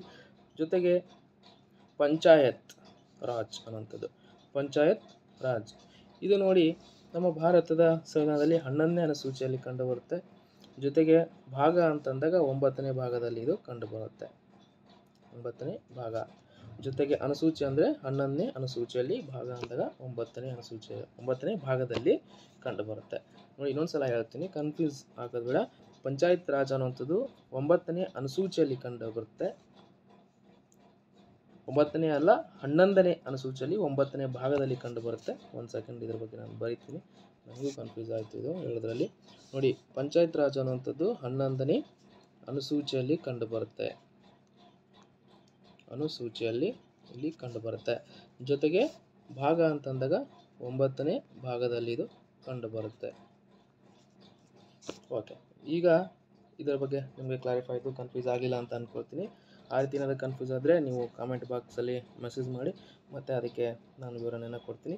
ಜೊತೆಗೆ ನೋಡಿ, ಆಪ್ಷನ್ ಡಿ ರಾಜಕೀಯ ಪಕ್ಷಾಂತರ. ಇದು ನಮಗೆ ಈ ರಾಜಕೀಯ ಪಕ್ಷಾಂತರ ಅನ್ನೋದು ದೊಡ್ಡ ಪಿಡುಗಾಗಿ ಪರಿಣಮಿಸಿತ್ತು. ಒಂದು ರಾಜ್ಯಕ್ಕೆ ದೊಡ್ಡ ಪಿಡುಗಾಗಿ ಪರಿಣಮಿಸಿತ್ತು. ಯಾಕಂದರೆ ಈ ಸರ್ಕಾರದ ಸ್ಥಿರದ ಜೊತೆಗೆ ಭಾರತದ ಅಭಿವೃದ್ಧಿ ಕೂಡ ಕುಂಠಿತವಾಗಿತ್ತು ಈ ಒಂದು ರಾಜಕೀಯ ಪಕ್ಷಾಂತರ ಒಂದು ಅಂಶ ಇರೋದರಿಂದ. ಹಾಗಾಗಿ ಇಲ್ಲಿ ಏನು ಮಾಡ್ತಾರೆ, ಇದಕ್ಕೆ 52ನೇ ತಿದ್ದುಪಡಿಯನ್ನು ಮಾಡ್ತಾರೆ. 52ನೇ ತಿದ್ದುಪಡಿ ಮೂಲಕ ಯಾವಾಗ ಅಂದರೆ 1985ರಲ್ಲಿ 52ನೇ ತಿದ್ದುಪಡಿಯನ್ನು ಮಾಡ್ತಾರೆ. ಆವಾಗ ಯಾರು ಇರ್ತಾರೆ ಅಂದರೆ ರಾಜೀವ್ ಗಾಂಧಿಯವರ ಸರ್ಕಾರ ಇರುತ್ತೆ. ರಾಜೀವ್ ಗಾಂಧಿಯವರ ಸರ್ಕಾರ ಇರುತ್ತೆ. ಈ ಪಕ್ಷಾಂತರ ನಿಷೇಧಕ್ಕೆ ಮತ್ತು ನಿಷೇಧ ಜೊತೆಗೆ ಹಲವಾರು ಒಂದು ನಿಯಮಗಳನ್ನು ಇಲ್ಲಿ ಅವರು ಜಾರಿ ತರೋದರಿಂದ ಪಕ್ಷಾಂತರ ನಿಷೇಧ ಎಂಬುದು ಕಡಿವಾಣ ಹಾಕೋಕ್ಕೆ ಅಥವಾ ಬ್ರೇಕ್ ಹಾಕೋಕ್ಕೆ ಕಾರಣ ಆಗುತ್ತೆ. ಯಾವಾಗ ಅಂತಂದರೆ 52ನೇ ಒಂದು ತಿದ್ದುಪಡಿ ಮೂಲಕ 1985ರಲ್ಲಿ. ಹಾಗಾದರೆ ಭೂ ಸುಧಾರಣೆ ಅಂಥದ್ದನ್ನು ನಾವು ಈಗಾಗಲೇ ನೋಡಿದ್ವಿ. ಇದು ಯಾವ ಭಾಗದಲ್ಲಿ ಕಂಡುಬರುತ್ತೆ ಅಂದರೆ 9ನೇ ಭಾಗದಲ್ಲಿ ಇದು ಕಂಡುಬರುತ್ತೆ. ಹಾಗಾದರೆ ಮುಂದಿನ ಒಂದು ಪ್ರಶ್ನೆಯನ್ನು ನೋಡೋಣ. ತನ್ನ ಹುದ್ದೆಯನ್ನು ತಪ್ಪಾಗಿ ಮತ್ತು ಕಾನೂನು ಬಾಹಿರವಾಗಿ ಹೊಂದಿರುವ ವ್ಯಕ್ತಿಯ ವಿರುದ್ಧ ಹೊರಡಿಸುವಂಥ ರಿಟ್ ಯಾವುದು ಅಂತ ಕೇಳಿದರೆ, ಪ್ರಶ್ನೆ ನಿಮಗೆ ಅರ್ಥ ಆಗಿದೆ ಅಂದ್ಕೊಳ್ತೀನಿ. ಆಪ್ಷನ್ 1 ನೋಡೋಣ. Option 1 habeas corpus, option 2 mandamus, option 3 ಕೋವಾರೆಂಟ್, option 4 certiorari ಅನ್ನುವಂಥದ್ದು. ಹಾಗಾದರೆ ಉತ್ತರವನ್ನು ನೋಡ್ಕೊಂಬರೋಣ. ಮೊದಲನೇದಾಗಿ ನೋಡಿ, ಉತ್ತರ ಬಂದು ಕೋವಾರೆಂಟ್. ಏನಂತ ಹೇಳ್ತೀವಿ ನಾವು ಇಲ್ಲಿ? ಕೋವಾರೆಂಟ್. ನೋಡಿ, ಈ ಹೇಬಿಯಸ್ ಕಾರ್ಪಸ್ ಅಂದರೆ ಏನನ್ನೋಂಥದ್ದು ನಾವು ಮೊದಲು ತಿಳ್ಕೊಂಬರೋಣ. Habeas corpus. ಈ ಹೇಬಿಯಸ್ ಕಾರ್ಪಸ್ ಅಂದರೆ ಏನು ಅಂತಂದರೆ, ಒಬ್ಬ ವ್ಯಕ್ತಿಯನ್ನು ಬಂಧಿಸಿದ 24 ಗಂಟೆ ಒಳಗಡೆ ಏನು ಮಾಡಬೇಕು, ಆತನ ನ್ಯಾಯಾಧೀಶರ ಮುಂದೆ ಹಾಜರುಪಡಿಸಬೇಕಾಗುತ್ತೆ. ಎಷ್ಟು ಅಂದರೆ 24 ಗಂಟೆಗಳು. ಇಲ್ಲಿ ಬಂಧಿಸಿದ ವ್ಯಕ್ತಿ ಆರೋಪಿನ ಅಪರಾಧಿಯನ ಅನ್ನುವಂಥದ್ದು ಮುಂದೆ ನ್ಯಾಯಾಧೀಶರ ಮುಂದೆ ವಾದ ವಿವಾದಗಳ ಮೂಲಕ ಗೊತ್ತಾಗುತ್ತೆ. ಆದರೆ ಯಾಕೆ 24 ಗಂಟೆ ಒಳಗಡೆ ಕಾಲಾವಕಾಶ ಕೊಟ್ಟಿರೋದಂದರೆ, ನೋಡಿ ಇನ್ನೊಂದು ಇಂಪಾರ್ಟೆಂಟ್ ಆಗಿ 24 ಗಂಟೆಗಳಲ್ಲಿ ಒಬ್ಬ ವ್ಯಕ್ತಿ ಅಥವಾ ಒಬ್ಬ ಆರೋಪಿ ನಮ್ಮ ರಾಜ್ಯವನ್ನು ಬಿಟ್ಟು ಬೇರೆ ರಾಜ್ಯಕ್ಕೆ ಹೋಗಿರ್ತಾನೆ ಅಂದ್ಕೊಳ್ಳೋಣ, ಪರಾರಿ ಆಗಿರ್ತಾನೆ ಅಂದ್ಕೊಳ್ಳೋಣ. ಆತನ ಕರೆ ತೊಗೊಂಬರೋದಕ್ಕೆ 2-3 ದಿನಗಳು ಆಗ್ತವೆ. ಈ 2-3 ದಿನಗಳು 24 ಗಂಟೆ ಒಳಗಡೆ ಅದನ್ನು ನ್ಯಾಯಾಧೀಶರ ಮುಂದೆ ಹಾಜರುಪಡಿಸಬೇಕು. ಆದರೆ ಇಲ್ಲಿ 24 ಗಂಟೆಗಳ ಮೀರಿದ್ರಿಂದ ಇದು ಸಮಸ್ಯೆ ಕಂಡು ಬರುತ್ತೆ. ಹಾಗಾಗಿ ಇಲ್ಲಿ ಒಬ್ಬ ವ್ಯಕ್ತಿಯನ್ನು ಬಂಧಿಸಿದಾಗ, ಅಂದರೆ ಪ್ರಯಾಣದ ಸಮಯವನ್ನು ಹೊರತುಪಡಿಸಿ ಆತನನ್ನು ಬಂಧಿಸಿದ 24 ಗಂಟೆ ಒಳಗಡೆ ಆತನನ್ನು ನ್ಯಾಯಾಲಯದ ಮುಂದೆ ಹಾಜರುಪಡಿಸಬೇಕು. ಅಂದರೆ ಪ್ರಯಾಣದ ಸಮಯವನ್ನು ಹೊರತುಪಡಿಸಿ. ಇದು ಹೇಬಿಯಸ್ ಕಾರ್ಪಸ್. ಇದ್ರ ಬಗ್ಗೆ ಅದು ವಿವರಣೆ ನೀಡುತ್ತೆ. ಮ್ಯಾಂಡಮಸ್, ಆಪ್ಷನ್ 2 ಮ್ಯಾಂಡಮಸ್ ಅಂದರೆ ಇದನ್ನು ನಾವು ಆದೇಶ ಅಥವಾ ಪರಮಾದೇಶ ಅಂತ ನಾವು ಕರಿತೀವಿ. ತನ್ನ ಕೆಲಸವನ್ನು ನಿರ್ವಹಿಸಲು ವಿಫಲನಾದಾಗ ಏನು ಮಾಡ್ತಾರೆ ಅಂತಂದರೆ, ಈ ಒಂದು ಮ್ಯಾಂಡಮಸ್ ರಿಟನ್ನು ಹೊರಡಿಸ್ಬೋದು. ತನ್ನ ಕೆಲಸವನ್ನು ಆತ ನಿರ್ವಹಿಸಲು ವಿಫಲನಾಗ್ತಾನೆ, ಹೇಳಿದ ಕೆಲಸವನ್ನು ನಾವು ಮಾಡದೇ ಇದ್ದ ಸಂದರ್ಭದಲ್ಲಿ ಏನು ಮಾಡ್ಬೋದು, ಆತನ ಹತ್ರ ಮ್ಯಾಂಡಮಸ್ಸನ್ನು ಆತನ ಮೇಲೆ ಹೊರಡಿಸ್ಬೋದು. ಜೊತೆಗೆ ಆಪ್ಷನ್ 4 ಆಗಿರುವಂಥ ಸರ್ಟಿಯೋರರಿ. ಈ ಸರ್ಟಿಯೋರರಿ ಅಂತಂದರೆ ತನ್ನ ಅಧಿಕಾರ ವ್ಯಾಪ್ತಿಯನ್ನು ಮೀರಿ ಆದೇಶವನ್ನು ನೀಡದಂತೆ ತಡೆ ಹಿಡಿಯುವಂತೆ ಏನು ಮಾಡುತ್ತೆ, ಇದು ಒಂದು ಪ್ರಕರಣಗಳಲ್ಲಿ ಇದು ಭಾಗವಹಿಸುವಂಥದ್ದು. ಅಂದರೆ ತನ್ನ ಅಧಿಕಾರ ವ್ಯಾಪ್ತಿಯನ್ನು ಆತ ಮೀರಿ ಆದೇಶಗಳನ್ನು ಕೊಡಬಾರ್ದು ಅಂತ ಕೆಳಗಿನ ನ್ಯಾಯಾಲಯಗಳಿಗೆ ಇದು ಆದೇಶವನ್ನು ನೀಡುವಂಥದ್ದು. ಜೊತೆಗೆ ಇಲ್ಲಿ ಕೋವಾರೆಂಟ್, ನಾವು ಆಗಲೇ ಇದು ಆಪ್ಷನ್ಸಲ್ಲಿ ಮತ್ತು ಇದು ಉತ್ತರ ಕೂಡ ಇದೇ ಆಗಿತ್ತು. ಕೋವಾರೆಂಟ್ ಅಂದರೆ ಈತ ಏನೋ ಅಂದರೆ ಕಾನೂನುಬಾಹಿರವಾಗಿ ಒಂದು ಹುದ್ದೆಯನ್ನು ಹೊಂದಿರ್ತಾನೆ. ಅದು ಸರ್ಕಾರಿ ಹುದ್ದೆ ಹೊಂದಿದಾಗ ಮಾತ್ರ ಇದು ಅನ್ವಯ ಆಗುತ್ತೆ. ಖಾಸಗಿ ಹುದ್ದೆಗಳು ಹೊಂದಿದಾಗ ಇದು ಅನ್ವಯ ಆಗೋದಿಲ್ಲ. ಅಂದರೆ ಯಾವುದಾದ್ರೂ ಒಂದು ಸಂಘ ಆಗಿರ್ಬೋದು, ಸಂಸ್ಥೆ ಆಗಿರ್ಬೋದು, ಅಥವಾ ಅವರವರೇ ಒಂದು ಕಟ್ಕೊಂಡಿರುವಂಥ ಯಾವುದೇ ಆದರೂ ಒಂದು ಗುಂಪು ಆಗಿರ್ಬೋದು, ಅವುಗಳಲ್ಲಿ ಆತ ಉನ್ನತವಾದ ಹುದ್ದೆಯನ್ನು ಹೊಂದಿದ್ರು ಕೂಡ ಆತನ ಮೇಲೆ ಇದು ಕೋವಾರೆಂಟ್ ಹೊರಡಿಸೋಕ್ಕೆ ಬರೋದಿಲ್ಲ. ಫಾರ್ ಎಕ್ಸಾಂಪಲ್, ಒಬ್ಬ ಒಂದು ಗುಂಪು ಒಂದು ಸಂಸ್ಥೆ ಹುಟ್ಟಾಕಿರ್ತಾರೆ. ಅವನೇನು ಮಾಡ್ತಾನೆ, ಒಬ್ಬ SSLCನ ಮುಗಿಸ್ಕೊಂಡಿರ್ತಾನೆ, ಅವನು ಅಧ್ಯಕ್ಷ ಸ್ಥಾನಕ್ಕೆ ಹೋಗಿರ್ತಾನೆ. ಅಂಥವನ್ನ ಇವನು ಅಧ್ಯಕ್ಷ ಸ್ಥಾನ ಆಗಿದ್ದಾನೆ, ಬಟ್ ಇವನು SSLC ಫೇಲ್ ಆಗಿದ್ದಾನೆ ಅಂತಂದು ಆತನ ಮೇಲೆ ದಾವೆ ಹೂಡುವಂತ ಬರೋದಿಲ್ಲ. ಸರ್ಕಾರಿ ಹುದ್ದೆಗಳಿಗೆ ಸಂಬಂಧಿಸಿದಂತೆ ಅವನು SSLC ಇರ್ತಾನೆ, ಆದರೆ ಅವನು ಒಂದು ಕಾಲೇಜ್ ಪ್ರೊಫೆಸರ್ ಆಗಿರ್ತಾನೆ ಅಂದ್ಕೊಳ್ಳೋಣ. SSLC ಫೇಲ್ ಆದಂಥವನು ಅಥವಾ SSLC ಅಷ್ಟೇ ಪಾಸ್ ಆದವನು ಅಂಥವನು ಕಾಲೇಜ್ ಪ್ರೊಫೆಸರ್ ಆಗಿ ಹೇಗೆ ಸಾಧ್ಯ ಆಗುತ್ತೆ? ಹೀಗೆ ಅಕ್ರಮವಾಗಿ ಪಡೆದಿದ್ದಾಗ ಮಾತ್ರ ಈ ಕೋವಾರೆಂಟನ್ನು ಇಲ್ಲಿ ಹೊರಡಿಸೋದಕ್ಕೆ ಇಲ್ಲಿ ಬರುತ್ತೆ. ಇವು 4 ನೀವು ರಿಟ್ಗಳನ್ನ ತಿಳ್ಕೊಂಡಿದ್ದೀರ ಅಂತ ಅಂದ್ಕೊಳ್ತೀನಿ. ಮುಂದಿನ ಒಂದು ಪ್ರಶ್ನೆಗೆ ನಾವು ಹೋಗೋಣ. ನೋಡಿ, ಕೇಂದ್ರ ಶಾಸನ ಮತ್ತು ರಾಜ್ಯ ಶಾಸನಗಳ ನಡುವೆ ವಿವಾದ ಉಂಟಾದಲ್ಲಿ ಕೇಂದ್ರ ಶಾಸನ ಸ್ಥಿರವಾಗುವುದು, ಇದಕ್ಕೆ ಅವಕಾಶ ಮಾಡಿಕೊಟ್ಟ ಸಂವಿಧಾನದ ಅನುಚ್ಛೇದ ಯಾವುದು ಅಂತ. ನೋಡಿ, ಮೊದಲನೇದಾಗಿ ನಾವು ಪ್ರಶ್ನೆ ಅರ್ಥ ಮಾಡ್ಕೊಳ್ಳೋದೇ ಭಾಳ ಇಂಪಾರ್ಟೆಂಟ್ ಆಗುತ್ತೆ. ಇಲ್ಲಿ ಏನು ಕೇಳಿದ್ರೆ ಅಂದರೆ, ಕೇಂದ್ರ ಶಾಸನಗಳು ಮತ್ತು ರಾಜ್ಯ ಶಾಸನಗಳ ನಡುವೆ ವಿವಾದ ಉಂಟಾಗುತ್ತೆ. ಯಾವುದಾದ್ರೂ ಒಂದು ವಿಚಾರಗಳಲ್ಲಿ ವಿವಾದ ಉಂಟಾದಾಗ ಕೇಂದ್ರ ಸರ್ಕಾರದ ಅಥವಾ ಕೇಂದ್ರ ಶಾಸನಗಳೇನಾಗ್ತವೆ, ಮೇಲುಗೈ ಸಾಧಿಸ್ತವೆ ಮತ್ತು ರಾಜ್ಯ ಶಾಸನಗಳು ಏನು ಮಾಡ್ತವೆ, ಅಲ್ಲಿ ತಮ್ಮ ಅಸ್ತಿತ್ವವನ್ನು ಕಳ್ಕೊಳ್ತವೆ. ಹಾಗಾದರೆ ಇದಕ್ಕೆ ಅವಕಾಶ ಮಾಡಿಕೊಟ್ಟಿರುವಂಥ ಸಂವಿಧಾನದ ಅನುಚ್ಛೇದನ ಯಾವುದು ಅಂತ ಇಲ್ಲಿ ಕೇಳಿರುವಂಥದ್ದು. ನಾವು ಆಪ್ಷನ್ಸ್ಗಳನ್ನ ನೋಡ್ತಾ ಹೋಗೋಣ. ಆಪ್ಷನ್ 1 254ನೇ ಅನುಚ್ಛೇದನ, ಆಪ್ಷನ್ 2 356ನೇ ಅನುಚ್ಛೇದನ, ಆಪ್ಷನ್ 3 112ನೇ ಅನುಚ್ಛೇದನ, ಆಪ್ಷನ್ 4 21ನೇ ಅನುಚ್ಛೇದನ ಅನ್ನುವಂಥದ್ದು. ನೋಡಿ, ಇದಕ್ಕೆ ಉತ್ತರ ನೀವು ಗೆಸ್ ಮಾಡಿರ್ತೀರಿ ಅಂತ ಅಂದ್ಕೊಳ್ಳೋಣ. ಉತ್ತರವನ್ನು ನೋಡೋಣ. ನೋಡಿ, ಆಪ್ಷನ್ 1 254ನೇ ಅನುಚ್ಛೇದನ ಅನ್ನುವಂಥದ್ದು ಆಪ್ಷನ್ ಎ 254. ಮೇಲಿನ ಪ್ರಶ್ನೆಗೆ ವಿವರಣೆ ಕೊಟ್ಟಿದ್ದೀವಿ. ಇಲ್ಲಿ ಯಾವ ವಿಧಿಯನ್ನು ತಿಳ್ಕೊಬೇಕಾಗಿತ್ತು. ಹಾಗಾದರೆ ನಮಗೆ ಅರ್ಥ ಆಯಿತು ಏನು ಅಂತಂದರೆ, ಈ ಕೇಂದ್ರ ಮತ್ತು ರಾಜ್ಯ ಶಾಸನಗಳಲ್ಲಿ ಏನಾದರೂ ಭಿನ್ನಾಭಿಪ್ರಾಯ ಉಂಟಾದಾಗ ಕೇಂದ್ರ ಶಾಸನದ ನಿರ್ಧಾರಗಳೇ ಅಂತಿಮವಾಗುತ್ತವೆ ಅನ್ನುವಂಥದ್ದು. ಇದಕ್ಕೆ ಅವಕಾಶ ಮಾಡಿಕೊಟ್ಟಿರುವಂಥ ವಿಧಿ ಯಾವುದಂದರೆ 254ನೇ ಅನುಚ್ಛೇದನ.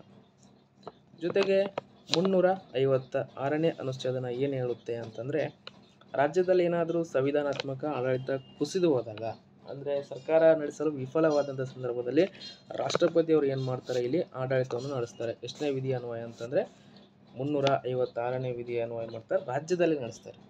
ರಾಜ್ಯದಲ್ಲಿ ಆಡಳಿತ ಯಂತ್ರ ಕುಸಿದು ಬಿದ್ದಾಗ ಅಥವಾ ಯಾವುದೇ ಸರ್ಕಾರಗಳ ರಚನೆ ಆಗದೇ ಇದ್ದಂಥ ಸಂದರ್ಭದಲ್ಲಿ ರಾಷ್ಟ್ರಪತಿಯವರು ಏನು ಮಾಡ್ತಾರೆ, ಆ ರಾಜ್ಯದಲ್ಲಿ ರಾಷ್ಟ್ರಪತಿ ಆಳ್ವಿಕೆಯನ್ನು ಇಲ್ಲಿ ಮಾಡಿಸ್ತಾರೆ. ಆಪ್ಷನ್ 3 112ನೇ ಅನುಚ್ಛೇದನ ಅಂತ ಇದೆ. ಇದು ಏನು ತಿಳಿಸುತ್ತೆ ಅಂತಂದರೆ ಮುಂಗಡ ಪತ್ರ ಅಥವಾ ವಾರ್ಷಿಕ ಹಣಕಾಸು ವಿವರಗಳ ಬಗ್ಗೆ ಇಲ್ಲಿ ತಿಳಿಸ್ತದೆ. ಆಪ್ಷನ್ 4 ಆಗಿರುವಂಥ 21ನೇ ಅನುಚ್ಛೇದನ ಏನು ತಿಳಿಸುತ್ತೆ ಅಂದರೆ ಜೀವ ಮತ್ತು ವೈಯಕ್ತಿಕ ಸ್ವಾತಂತ್ರ್ಯದ ರಕ್ಷಣೆ ಬಗ್ಗೆ ಇಲ್ಲಿ ತಿಳಿಸುತ್ತೆ. ಇಷ್ಟು ಏನಂತಂದರೆ ಇದರ ಒಂದು ವಿವರಣೆ ಆಗಿತ್ತು. ಮುಂದಿನ ಪ್ರಶ್ನೆಯನ್ನು ನಾವು ನೋಡೋಣ. ಭಾರತದ ಉಪರಾಷ್ಟ್ರಪತಿಯು ಇವರನ್ನು ಒಳಗೊಂಡ ನಿರ್ವಾಚಕ ಗಣದಿಂದ ಚುನಾಯಿಸಲ್ಪಡುತ್ತಾರೆ. ಅಂದರೆ ಇಲ್ಲಿ ನಾವು ರಾಷ್ಟ್ರಪತಿ ಚುನಾವಣೆ ಜೊತೆಗೆ ಉಪರಾಷ್ಟ್ರಪತಿ ಚುನಾವಣೆ ಬಗ್ಗೆ ಕೂಡ ನಾವು ತಿಳ್ಕೋಬೇಕಾಗುತ್ತೆ. ಇವರು ಯಾವ ರೀತಿಯಾಗಿರುವಂತಹ ಒಂದು ಗಣ ಅಥವಾ ಯಾವ ರೀತಿಯಾಗಿರೋ ಆಯ್ಕೆ ಆಗ್ತಾರೆ ಅನ್ನುವಂಥದ್ದು ಇದರ ಪ್ರಶ್ನೆಯಾಗಿದೆ. ಹಾಗಾದರೆ ನಾವು ನೋಡೋಣ, ಆಪ್ಷನ್ಸ್ಗಳು ನೋಡ್ತಾ ಹೋಗೋಣ. 1 ರಾಜ್ಯಸಭೆಯ ಸದಸ್ಯರು, ಆಪ್ಷನ್ ಬಿ ಲೋಕಸಭೆ ಮತ್ತು ರಾಜ್ಯಸಭೆಯ ಸದಸ್ಯರು, ಆಪ್ಷನ್ ಸಿ ಲೋಕಸಭೆಯ ಸದಸ್ಯರು, ಆಪ್ಷನ್ 4 ರಾಜ್ಯಗಳ ವಿಧಾನಸಭೆಗಳ ಸದಸ್ಯರು ಅಂತ. ಮೇ ಬಿ ಕನ್ಫ್ಯೂಸ್ ಆಗದೆ ಇದಕ್ಕೆ ಉತ್ತರಿಸ್ತೀರಿ ಅಂತ ಅಂದ್ಕೊಂಡಿದ್ದೀನಿ ನಾನು. ಉತ್ತರ ನೋಡ್ಕೊಂಬಂದ್ಬಿಡೋಣ. ಫಸ್ಟ್ನೇದಾಗಿ ನೋಡಿ, ಲೋಕಸಭೆ ಮತ್ತು ರಾಜ್ಯಸಭೆಗಳೆರಡರ ಸದಸ್ಯರು. ಇಲ್ಲಿ ಆಪ್ಷನ್ ಬಿ ಸರಿಯಾದ ಉತ್ತರ ಆಗುತ್ತೆ. ನೋಡಿ, ಎಲೆಕ್ಟ್ರಿಕಲ್ ಕಾಲೇಜ್ ಎಂದಲ್ಲಿ ಅವ್ರೇನು ಮಾಡ್ತಾರೆ, ಈ ಒಂದು ಆಯ್ಕೆ ಪಟ್ಟಿಯಲ್ಲಿ ಬರುವಂಥದ್ದು ಎಲೆಕ್ಟ್ರಿಕಲ್ ಕಾಲೇಜ್ ಮೂಲಕ ಇವರು ಆಯ್ಕೆ ಆಗ್ತಾರೆ. ಆಪ್ಷನ್ ಬಿ ಅಂದರೆ ಲೋಕಸಭೆ ಮತ್ತು ರಾಜ್ಯಸಭೆಯ ಸದಸ್ಯರು ಏನು ಮಾಡ್ತಾರೆ, ಇಲ್ಲಿ ಕಂಡು ಬರ್ತಾರೆ. ಇಲ್ಲಿ ವಿಧಾನಸಭಾ ಸದಸ್ಯರು, ವಿಧಾನ ಪರಿಷತ್ನ ಸದಸ್ಯರು ಇಲ್ಲಿ ಕಂಡು ಬರೋದಿಲ್ಲ. ಲೋಕಸಭೆ ಮತ್ತು ರಾಜ್ಯಸಭೆಯಲ್ಲಿ ಚುನಾಯಿತರಾಗಿರುವಂಥ ಸದಸ್ಯರು ಮಾತ್ರ ಈ ಒಂದು ಆಯ್ಕೆ ಮಾಡುವ ಕ್ರಮದಲ್ಲಿ ಮತದಾನ ಮಾಡುವಲ್ಲಿ ಇವರು ಕಂಡು ಬರ್ತಾರೆ ಅನ್ನೋಂಥದ್ದು ನಾವಿಲ್ಲಿ ತಿಳ್ಕೊಬೇಕಾಗಿರುವಂಥದ್ದು. ಹಾಗಾದರೆ ಮುಂದಿನ ಪ್ರಶ್ನೆಯನ್ನು ನಾವು ನೋಡೋಣ. ಇದು ಅರ್ಥ ಆಯ್ತು ಅಂದ್ಕೊಂಡಿದ್ದೀನಿ. ನೋಡಿ, ಭಾರತೀಯ ಪ್ರಜಾಪ್ರಭುತ್ವದ ಯಶಸ್ವಿಗೆ ಮತ್ತು ಭಾರತದ ಸಂವಿಧಾನದ ಸುಗಮ ಕಾರ್ಯನಿರ್ವಹಣೆಗೆ ಸಾಮಾಜಿಕ ನ್ಯಾಯ ಅಗತ್ಯವೆಂದು ಪ್ರತಿಪಾದಿಸಿದ ರಾಷ್ಟ್ರೀಯ ನಾಯಕ ಯಾರು ಅನ್ನುವಂಥದ್ದು. Option 1 doctor Rajendra Prasad, option 2 Mahatma Gandhiji, option 3 Jawaharlal Nehru, option 4 doctor B R Ambedkar. ನೋಡಿ, ಇಲ್ಲಿ ಸಾಮಾಜಿಕ ನ್ಯಾಯ ಅನ್ನೋಂಥದ್ದು ಮೇನ್ ಹೈಲೈಟ್ ಆಗಿರುವಂಥ ಒಂದು ಪದ ಅಂದ್ಕೊತೀನಿ. ಸಾಮಾಜಿಕ ನ್ಯಾಯದ ಬಗ್ಗೆ ಜಾಸ್ತಿ ಹೋರಾಟವನ್ನು ಮಾಡಿದಂಥವ್ರು ಅಥವಾ ಅದ್ರ ಬಗ್ಗೆ ವಿಶ್ಲೇಷಣೆ ನೀಡಿದಂಥವ್ರು ಯಾರು ಅನ್ನೋಂಥದ್ದನ್ನು ನಾವು ತಿಳ್ಕೊಂಡಿದ್ದೀವಿ ಅಂತ ಅಂದ್ಕೊಳ್ತೀನಿ. ಉತ್ತರ ನೋಡ್ಕೊಂಡು ಬಂದ್ಬಿಡೋಣ. ನೋಡಿ, ಡಾಕ್ಟರ್ ಬಿ ಆರ್ ಅಂಬೇಡ್ಕರ್ ಅವರು ಈ ಒಂದು ಸಾಮಾಜಿಕ ನ್ಯಾಯ ಅದ್ರ ಬಗ್ಗೆ ಅವರು ಅಗತ್ಯ ಅಂತ ಮನಗಂಡಿರ್ತಾರೆ. ಹಾಗಾದರೆ ಇಲ್ಲಿ ನೋಡಿ, ಡಾಕ್ಟರ್ ರಾಜೇಂದ್ರ ಪ್ರಸಾದ್ ಅವರು ಇವರು 1950ರಿಂದ ಎಷ್ಟುವರೆಗೆ ಅಂದರೆ 1962ರವರೆಗೆ ಭಾರತದ ಮೊದಲ ರಾಷ್ಟ್ರಪತಿಯಾಗಿ ಇಲ್ಲಿ ಅವರು ಅಧಿಕಾರವನ್ನು ಮಾಡಿರ್ತಾರೆ. ಇವರು ಬಿಹಾರ ಪ್ರದೇಶದ ಪ್ರಮುಖ ನಾಯಕರು ಕೂಡ ಆಗಿರ್ತಾರೆ ಡಾಕ್ಟರ್ ರಾಜೇಂದ್ರ ಪ್ರಸಾದ್ ಅವರು. ಜೊತೆಗೆ ಆಪ್ಷನ್ 2ರಲ್ಲಿರುವಂಥ ಮಹಾತ್ಮ ಗಾಂಧೀಜಿಯವರು ನಿಮ್ಗೆಲ್ಲರಿಗೂ ಗೊತ್ತು, ಇವರು ಅಹಿಂಸಾವಾದಿಗಳಾಗಿರ್ತಾರೆ. ಆಪ್ಷನ್ 3 ಆಗಿರುವಂಥ ಜವಾಹರ್ಲಾಲ್ ನೆಹರು ಅವರು, ಇವರು ನವೆಂಬರ್ 14, 1889 ಇವರು ಜನನ ಆಗುತ್ತೆ. 16 ವರ್ಷಗಳ ಕಾಲ ಇವರು ಪ್ರಧಾನಮಂತ್ರಿಯಾಗಿ ತಮ್ಮ ಸೇವೆಯನ್ನು ಸಲ್ಲಿಸಿರ್ತಾರೆ. ಜೊತೆಗೆ ಡಾಕ್ಟರ್ ಬಿ ಆರ್ ಅಂಬೇಡ್ಕರ್ ಅವರು, ಇವರು ಏಪ್ರಿಲ್ 14 ನಾವು ಇವರು ದಿನವನ್ನಾಗಿ ಆಚರಿಸ್ತೇವೆ. ಸಾಮಾಜಿಕ ನ್ಯಾಯದ ಬಗ್ಗೆ ಮತ್ತು ಅಗತ್ಯತೆ ಬಗ್ಗೆ ಮತ್ತು ಭಾರತದ ಸಂವಿಧಾನದ ಕರಡು ಸಮಿತಿಯ ಅಧ್ಯಕ್ಷರಾಗಿರ್ತಾರೆ ಮತ್ತು ಸಂಪೂರ್ಣವಾಗಿ ಭಾರತದ ಸಂವಿಧಾನ ರಚಿಸುವಲ್ಲಿ ಪ್ರಮುಖವಾಗಿರುವಂಥ ವ್ಯಕ್ತಿಯಾಗಿ ಇವರು ಕಂಡುಬರ್ತಾರೆ. ಜೊತೆಗೆ ಸಾಮಾಜಿಕ ನ್ಯಾಯದ ಬಗ್ಗೆ ಅಗತ್ಯತೆ ಬಗ್ಗೆ ಇವರು ಸವಿವರವಾದ ವಿವರಣೆ ನೀಡಿರ್ತಾರೆ. ಮುಂದಿನ ಒಂದು ಪ್ರಶ್ನೆ, ಭಾರತ ಸಂವಿಧಾನ ಸ್ವೀಕರಿಸಿದ್ದು ಯಾವಾಗ ಅಂತ ಅನ್ನೋಂಥದ್ದು. ಆಪ್ಷನ್ಸ್ಗಳನ್ನ ನೋಡ್ತಾ ಹೋಗೋಣ. ಆಪ್ಷನ್ 1 14ನೇ ನವೆಂಬರ್ 1949, 17ನೇ ಅಕ್ಟೋಬರ್ 1949, ಆಪ್ಷನ್ 3 26ನೇ ನವೆಂಬರ್ 1949, ಆಪ್ಷನ್ 4 ಜನವರಿ 26, 1950 ಅನ್ನೋಂಥದ್ದು. ಕೆಲವೊಂದು ಸ್ವಲ್ಪ ಜನ ಇಲ್ಲಿ ಕನ್ಫ್ಯೂಸ್ ಆಗ್ತಾರೆ, ಇದರಲ್ಲಿ ಸ್ವೀಕರಿಸಿದ್ದು ಮತ್ತು ಜಾರಿಗೊಳಿಸಿದ್ದು ಅನ್ನೋಂಥದ್ದು. ಹಾಗಾದರೆ ಇದರ ಉತ್ತರ ನೋಡ್ಕೊಂಡು ಬಂದ್ಬಿಡೋಣ. ಉತ್ತರ ಬಂದು ನವೆಂಬರ್ 26, 1949. ನಾನು ಆಗಲೇ ಸ್ವಲ್ಪ ಜನ ಕನ್ಫ್ಯೂಸ್ ಆಗಿಬಿಡ್ತೀವಿ ನಾವು ಇಲ್ಲಿ ಅಂತಂದು. ಸ್ವೀಕರಿಸಿದ್ದು ನಾವು ಬಂದ್ಬಿಟ್ಟು ನವೆಂಬರ್ 26/1949. ಆದರೆ ಅದನ್ನು ನಾವು ಜಾರಿಗೊಳಿಸಿದ್ದು 26/1950 ಜನವರಿ ತಿಂಗಳಲ್ಲಿ ನಾವು ಅದನ್ನು ಜಾರಿಗೊಳಿಸ್ತೀವಿ. ಸ್ವೀಕರಿಸಿದ್ದು ಮತ್ತು ಅದನ್ನು ಜೊತೆಗೆ ಜಾರಿಗೊಳಿಸಿದ್ದು ಅನ್ನೋಂಥದ್ರಲ್ಲಿ ಇದರಲ್ಲಿ ಕನ್ಫ್ಯೂಸ್ ಆಗ್ತೀವಿ. ಸ್ವಲ್ಪ ಇದನ್ನು ನಾವು ನೋಡ್ಕೊಳ್ಬೇಕಾಗುತ್ತೆ. ಹಾಗಾದರೆ ಮುಂದಿನ ಪ್ರಶ್ನೆ ನೋಡಿ, ಭಾರತದ ಸಂವಿಧಾನದ ಈ ಅನುಚ್ಛೇದನವನ್ನು ಸಂವಿಧಾನದ ಆತ್ಮ ಆಗಿದೆ ಎಂದು ಹೇಳ್ತಾರೆ. ಅಂದರೆ ಯಾವ ಒಂದು ಅನುಚ್ಛೇದ ಭಾರತ ಸಂವಿಧಾನದ ಆತ್ಮ ಆಗಿದೆ ಅನ್ನೋಂಥದ್ದನ್ನು ಇಲ್ಲಿ ನಾವು ತಿಳ್ಕೊಬೇಕಾಗುತ್ತೆ. ಆಪ್ಷನ್ 1 19ನೇ ಅನುಚ್ಛೇದ, ಆಪ್ಷನ್ 2 14ನೇ ಅನುಚ್ಛೇದ, ಆಪ್ಷನ್ 3 21ನೇ ಅನುಚ್ಛೇದ, ಆಪ್ಷನ್ 4 32ನೇ ಅನುಚ್ಛೇದ. ಇದು ಸ್ವಲ್ಪ ಜನಕ್ಕೆ ಗೊತ್ತಿರುತ್ತೆ ಅಂತ ಅಂದ್ಕೊಂಡಿದ್ದೀನಿ. ಇದರ ಉತ್ತರ ನೋಡೋಣ. ಮೊದಲನೇದಾಗಿ ಉತ್ತರದಲ್ಲಿ ಇಲ್ಲ ನೋಡಿ. ಇಲ್ಲಿ ಅನುಚ್ಛೇದದಲ್ಲಿ 1ನೇ ಅನುಚ್ಛೇದ ಅಂದರೆ 1ನೇ ಆಪ್ಷನಲ್ಲಿರುವಂಥ 19ನೇ ಅನುಚ್ಛೇದ ಇದೇನು ಹೇಳುತ್ತೆ ಅಂದರೆ ವ್ಯಕ್ತಿಯಾಗಿರುವಂಥ ವಾಕ್ ಮತ್ತು ಅಭಿವ್ಯಕ್ತಿ ಸ್ವಾತಂತ್ರ್ಯದ ಬಗ್ಗೆ ಇಲ್ಲಿ ತಿಳಿಸುತ್ತೆ. ಜೊತೆಗೆ 6 ರೀತಿಯಾಗಿರುವಂಥ ಸ್ವಾತಂತ್ರ್ಯದ ಬಗ್ಗೆ ನಾವಿಲ್ಲಿ ವಿವರಣೆಯನ್ನು ಕಾಣ್ತೀವಿ. 14ನೇ ಒಂದು ಅನುಚ್ಛೇದ ಏನು ತಿಳಿಸುತ್ತೆ ಅಂದರೆ ನಮಗೆ ಆಗಲೇ ನಾನು ಹೇಳಿದೆ ಸಮಾನತೆ ಬಗ್ಗೆ, ಕಾನೂನಿನ ಮುಂದೆ ಎಲ್ಲರೂ ಸಮಾನರು, ಸಮಾನತೆಯನ್ನು ಇಲ್ಲಿ ತಿಳಿಸುತ್ತೆ. 21ನೇ ವಿಧಿ ಏನು ತಿಳಿಸುತ್ತೆ ಅಂತಂದರೆ ಜೀವಿಸುವ ಹಕ್ಕು, ಪ್ರತಿಯೊಬ್ಬರು ಘನತೆಯಿಂದ ಬದುಕುವಂಥ ಹಕ್ಕು ಇದೆ, ಅದು ಸಂವಿಧಾನದಲ್ಲಿ ಅಡಕವಾಗಿರುವಂಥದ್ದು. 32ನೇ ವಿಧಿಯನ್ನು ನಾವು ಏನಂತ ಕರಿತೀವಿ ಅಂದರೆ ಸಂವಿಧಾನಾತ್ಮಕ ಪರಿಹಾರ ಹಕ್ಕುಗಳು ಅಂತ ನಾವಿಲ್ಲಿ ಕರಿತೀವಿ. ನೋಡಿ, ಇದು ಅಂಬೇಡ್ಕರ್ ಅವರು ಹೇಳಿರುವಂಥದ್ದು. ಇದು ಏನಪ್ಪ ಅಂತಂದರೆ ಸಂವಿಧಾನದ ಆತ್ಮವಾಗಿದೆ ಅಂತ 32ನೇ ವಿಧಿಗೆ ಅವರು ಕರೀತಾರೆ. ಇಷ್ಟೇನಾಗಿದೆ ಅಂದರೆ ಈ ಒಂದು ಪ್ರಶ್ನೆಯ ವಿವರಣೆ ಆಗಿತ್ತು. ಮುಂದಿನ ಒಂದು ಪ್ರಶ್ನೆ, ಪಂಚಾಯತ್ ರಾಜ್ ವ್ಯವಸ್ಥೆಯಲ್ಲಿರುವ ಆಡಳಿತ ಪದ್ಧತಿ ಅಂದರೆ ಯಾವ ರೀತಿಯಾಗಿ ಇಲ್ಲಿ ಆಡಳಿತ ಪದ್ಧತಿ ಇದೆ ಅನ್ನುವಂಥದ್ದನ್ನು ನಾವು ತಿಳ್ಕೋಬೇಕಾಗುತ್ತೆ. ಆಪ್ಷನ್ಸ್ಗಳು ನೋಡ್ತಾ ಹೋಗೋಣ. ಆಪ್ಷನ್ 1 ಗ್ರಾಮ, ಬ್ಲಾಕ್, ಜಿಲ್ಲೆ ಮತ್ತು ರಾಜ್ಯದ 4 ಶ್ರೇಣಿಗಳು. ಅಂದರೆ ಆಡಳಿತ ಶ್ರೇಣಿ ಯಾವ ರೀತಿಯಾಗಿದೆ ಅನ್ನುವಂಥದ್ದು ಗ್ರಾಮ ಮತ್ತು ಬ್ಲಾಕ್, ಜಿಲ್ಲೆ ಮತ್ತು ರಾಜ್ಯದ ಈ ರೀತಿ 4 ಶ್ರೇಣಿಗಳು ಹೊಂದಿದವೋ, ಅಥವಾ ಆಪ್ಷನ್ 2 ಗ್ರಾಮ ಮಟ್ಟದಲ್ಲಿ ಒಂದೇ ರೀತಿಯಾದ ಶ್ರೇಣಿಯನ್ನು ಹೊಂದಿದೆಯೋ, ಆಪ್ಷನ್ 3 ಗ್ರಾಮ ಬ್ಲಾಕ್ ಮಟ್ಟದಲ್ಲಿ 2 ಶ್ರೇಣಿಯನ್ನು ಹೊಂದಿದೆ, ಆಪ್ಷನ್ 4 ಗ್ರಾಮ ಬ್ಲಾಕ್ ಮತ್ತು ಜಿಲ್ಲೆ ಮಟ್ಟದಲ್ಲಿನ 3 ಶ್ರೇಣಿಗಳು. ಇಲ್ಲಿ ಆಡಳಿತ ಪದ್ಧತಿ ಎಷ್ಟು ಶ್ರೇಣಿಯನ್ನು ಒಳಗೊಂಡಿದೆ ಅನ್ನೋಂಥದ್ದನ್ನು ನಾವು ಇಲ್ಲಿ ತಿಳ್ಕೋಬೇಕಾಗುತ್ತೆ. ಈ ಒಂದು ಪ್ರಶ್ನೆಯ ಉತ್ತರವನ್ನು ನೀವು ಕಾಮೆಂಟ್ ಬಾಕ್ಸಲ್ಲಿ ಕಾಮೆಂಟ್ ಮಾಡಿ. ನೋಡೋಣ ಎಷ್ಟು ಜನ ಕಾಮೆಂಟ್ ಮಾಡ್ತೀರಿ, ಎಷ್ಟು ಜನ ಸರಿಯಾದ ಉತ್ತರವನ್ನು ನೀವು ಇಲ್ಲಿ ಕೊಡ್ತೀರಾ ಅಂತ ನಾನು ತಿಳ್ಕೊಳ್ಳೋ ಒಂದು ಪ್ರಯತ್ನವನ್ನು ಮಾಡ್ತೀನಿ. ಈ ಒಂದು ವಿಡಿಯೋ ಜೊತೆಗೆ ನಿಮ್ಮ ಅನಿಸಿಕೆ, ಅಭಿಪ್ರಾಯಗಳು ಅಥವಾ ಕ್ಲಾರಿಫಿಕೇಷನ್ ಬೇಕಿದ್ದಾಗ ಅದು ಕೂಡ ಕಾಮೆಂಟ್ ಮಾಡಿ. ಏನು ಮಾಡ್ತಿದ್ದೀರಾ ನೀವು ಎಲ್ಲರೂ ಆಲ್ಮೋಸ್ಟ್ ವೀಡಿಯೋಸ್ಗಳನ್ನ ನೋಡ್ತಾ ಇದ್ದೀರಾ, ಬಟ್ ಆದರೆ ಸಬ್ಸ್ಕ್ರೈಬ್ ಆಗೋದನ್ನು ನೀವು ಸಬ್ಸ್ಕ್ರೈಬ್ ಮಾಡ್ತಾಯಿಲ್ಲ. ಬರೀ ವಿಡಿಯೋಗಳನ್ನ ನೋಡ್ತಾ ಇದ್ದೀರಾ, ವಾಚ್ ಓವರ್ ಮಾಡ್ತಿದ್ದೀರಾ, ಬಟ್ ಸಬ್ಸ್ಕ್ರೈಬ್ ಆಗ್ತೀರಾ. ದಯವಿಟ್ಟು ಸಬ್ಸ್ಕ್ರೈಬ್ ಆಗೋದನ್ನು ಮರಿಬೇಡಿ. ಚಾನಲ್ಗೆ ಸಬ್ಸ್ಕ್ರೈಬ್ ಆಗಿ. ಜೊತೆಗೆ ಈ ವಿಡಿಯೋ ನಿಮಗೆ ಲೈಕ್ ಆದಲ್ಲಿ ಕಾಮೆಂಟ್ ಮಾಡಿ. ಅನಿಸಿಕೆಗಳನ್ನ ಕೂಡ ಲೈಕ್ ಆದಲ್ಲಿ ನೀವು ಈ ವಿಡಿಯೋನ ಕಾಮೆಂಟ್ ರೂಪದಲ್ಲಿ ತಿಳಿಸ್ಬೋದು. ಹಾಗೆ ಇದನ್ನು ನಿಮಗೆ ವಿಡಿಯೋ ಇಷ್ಟ ಆಗಿದ್ದರೆ ನೀವು ಇದನ್ನು ಶೇರ್ ಕೂಡ ಮಾಡ್ಕೋಬೋದು. ಜೊತೆಗೆ ನಿಮ್ಮ ಜೊತೆಗೆ ನಿರಂತರವಾಗಿ ಸಂಪರ್ಕದಲ್ಲಿ ಇರಬೇಕಾದ್ರೆ ಬೆಲ್ ಐಕನನ್ನು ಕ್ಲಿಕ್ ಮಾಡಿ. ನೀವು ಸಬ್ಸ್ಕ್ರೈಬ್ ಮಾಡೋ ಜೊತೆಗೆ ಬೆಲ್ ಐಕನನ್ನು ಕ್ಲಿಕ್ ಮಾಡಿ. ಮುಂದಿನ ವಿಡಿಯೋಗಳಲ್ಲಿ ಇನ್ನೂ ಹೆಚ್ಚಿನ ವಿವರಣೆಯೊಂದಿಗೆ ಪ್ರಮುಖವಾಗಿರುವಂಥ ಪ್ರಶ್ನೋತ್ತರಗಳ ಜೊತೆಗೆ ಬರ್ತೀನಿ. ಅಲ್ಲಿವರೆಗೂ ಧನ್ಯವಾದಗಳು.